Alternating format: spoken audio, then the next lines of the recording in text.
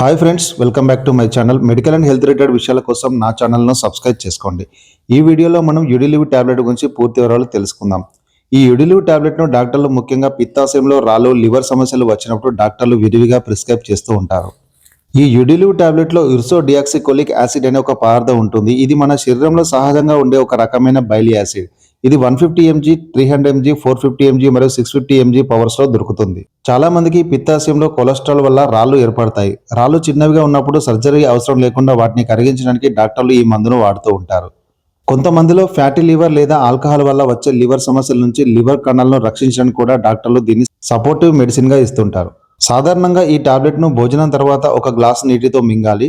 Doctor చెప్పిన dose మరియు time ఖచ్చితంగా పాటించాలి.